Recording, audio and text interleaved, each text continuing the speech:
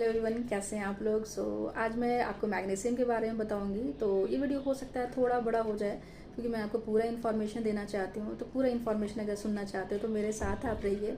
और मैग्नीशियम आपके बॉडी के लिए कितना इंपॉर्टेंट है ये आपको जानने को मिलेगा आज। तो कैल्शियम जितना इम्पॉर्टेंट है आपकी बॉडी के लिए, उतना ही मैग्नीशियम भी आपकी बॉडी के लिए बहुत इंपॉर्टेंट होता है। अगर आप देखेंगे कि जब भी बोन डेंसिटी या फिर बोन हेल्थ के बारे में बात होता है तो लोग कैल्शियम के बारे में बात करते हैं, मैग्नीशियम के बारे में बहुत कम लोग बात करते हैं। तो आपके बोन हेल्थ के लिए मैग्नीशियम बहुत इंपॉर्टेंट होता है।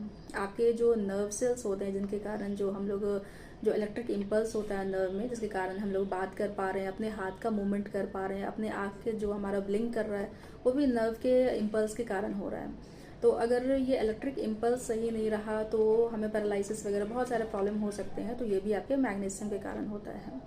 मैग्नीशियम की डिफिशियंसी से माल एब्जॉर्प्शन भी होता है, जो आजकल आपको आईबीडी वगैरह सुनने को मिल जाता है। आईबीडी मतलब आपका इन्फ्लामेटरी बाउल डिजीज, ये भी आपके मैग्नीशियम की डिफिशियंसी के कारण होता है।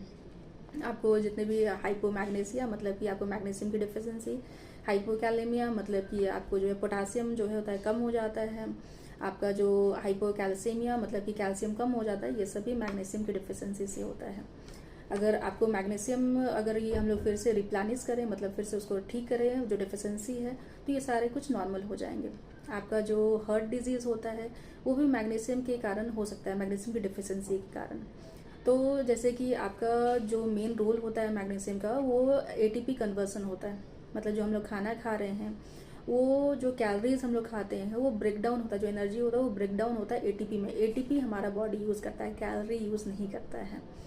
तो वो जो कैलोरी कन्वर्सन हो रहा है एटीपी में, वही नहीं अगर होगा तो हमारा हार्ट हेल्थ या फिर ब्रेन हेल्थ ये कभी भी अच्छा नहीं रहेगा। उसके लिए मैग्नीशियम बहुत इंपॉर्टेंट है। अगर आप का अगर मैग्नीशियम डिफिशियंसी है तो जिंक का एब्जॉर्प्शन नहीं होगा। जिंक का एब्जॉर्प्शन नहीं होगा तो आपको जिंक और कॉपर का रेशियो जो होता है वो सही नहीं रहेगा। उसके कारण आपको कोरोनरी आर्टरी डिजीज़ हो सकते हैं। ये हाइपरटेंशन वगैरह में भी बहुत अच्छा रोल प्ले करता है। अगर आपको बीपी वगैरह की प्रॉब्लम है तो उस टाइम पे भी बहुत सारे डॉक्टर वगैरह मैग्नीशियम वगैरह की दवा भी देते हैं। तो ये सारे बहुत ज़्यादा इसका फंक्शन होता है और बहुत इंपॉर्टेंट होता है। अगर आप इसके सोर्सेस देखेंगे तो सोर्सेज जो होता है ये वेजिटेरियन सोर्स से मिलता है।